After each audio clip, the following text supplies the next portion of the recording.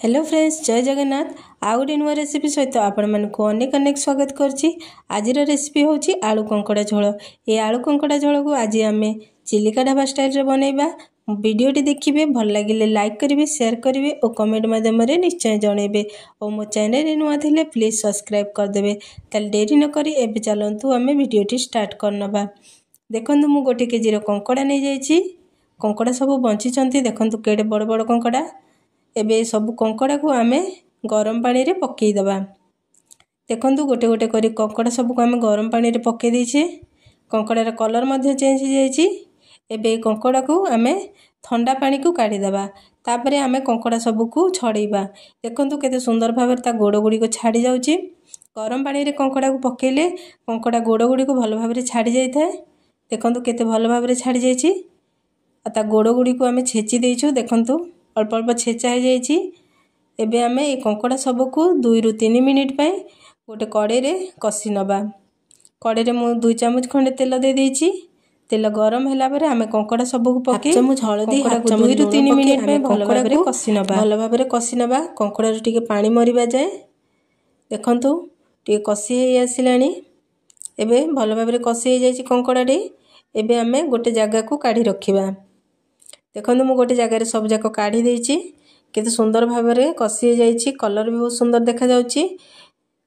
एबे आमे मसला रेडी करनबा। मसला रे मु नै जाइछि 2टी बड़ साइज रो कटा हेतबा पियाज। तापरे किछि अदा, किछि रसुण टिके मु अधिका नैछि। रसुण टिके अधिका नेले आइस वासना हबो नै। तापरे गोटे खंड दालचीनी। एबे मसला टी हमर ग्राइंडिंग करनबा। देखंतु मसला टी ग्राइंडिंग हे जाइछि। तापरे एबे जो कड़े रे हमें कंकड़ा कसथिले से कड़े रे मु अल्प तेल नै जाइछि। 3 रु 4 चम्मच हबो। तापरे गोटे पियाज काटी पके देछि। पियाज को हमें नाली होबा फ्राई करनबा। टिके कलर आसिया पे मु गोटे छोटो चम्मच लंका पाउडर पके देछि। एबे हमें पियाज को भल भाबरे नाली होबा फ्राई करनबा। देखंतु पियाज टी फ्राई हे जाइछि। एबे बाटी की रखितबा मसला को पके दबा। तापरे हाफ चम्मच हळदी, हाफ चम्मच लंका पाउडर और गोटे चम्मच गरम मसला पके आमे मसला को भल भाबरे कसी नबा। देखंतु मसला टी भल भाबरे कसी हे आसिलानी। अल्प टिके पानी पके आमे ताको मसला को भल भाबरे कसी नबा। मसला हे जाइछि। एबे आमे कसी के रखितबा कंकड़ा सब को पके दबा। तापर मु आलू छाणी के रखितली आगुरु ताको मध्ये पके दबा। तापर आमे भल भाबरे कंकड़ा को 2 रु 3 मिनिट पई अल्प टिके पानी पके ताको भल भाबरे कसी नबा। मु आ गोटे चम्मच लूण पके देछि।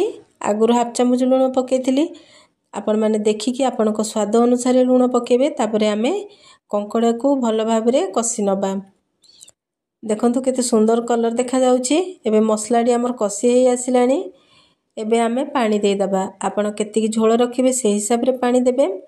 मु एबे पानी दे देछि। एबे आमे कंकड़ा को 5 रु 6 मिनिट पई फुटिबा पई छाड़ दबा। तापरे आमे 5 मिनिट पर देखिबा हमर कंकड़ा टी भल भाबरे हेछि कि नै। देखंतु 5 मिनिट पर केते सुंदर भाबरे तरकारी हमर प्रस्तुत हे जाइछि। झोल भी बहुत सुंदर बहलिया हेछि। देखंतु आलू गुडी को मध्ये सिझी जाइछि। एबे हमर प्रस्तुत हे जाइछि आलू कंकड़ा झोल। एबे आमे गोटे चम्मच मीट मसला पके ताको आउ थरे भल भाबरे गोळेई दबा। एबे प्रस्तुत हे जाइछि हमर आलू कंकड़ा झोल। एबे किछि धनिया पत्र पके आउ थरे आमे ताको भल भाबरे गोळेई दबा। एबे प्रस्तुत हे गेला हमर आलू कंकड़ा झोल। ए प्रोसेस रे थरे निहाती बने की खाइबे, देखिबे बहुत ही टेस्ट लागिबो। ए आलू कंकड़ा झोल गरम भात रे खाइबा को बहुत ही भल लागि थाए। आशा करछि मो वीडियोटी आपण मानको निश्चय भल लागितबो। मो वीडियोटी भल लागिथिले लाइक करिवे, शेयर करिवे और कमेंट माध्यम रे निश्चय जणेबे। और मो चैनल रे नुआ थिले प्लीज सब्सक्राइब कर देबे।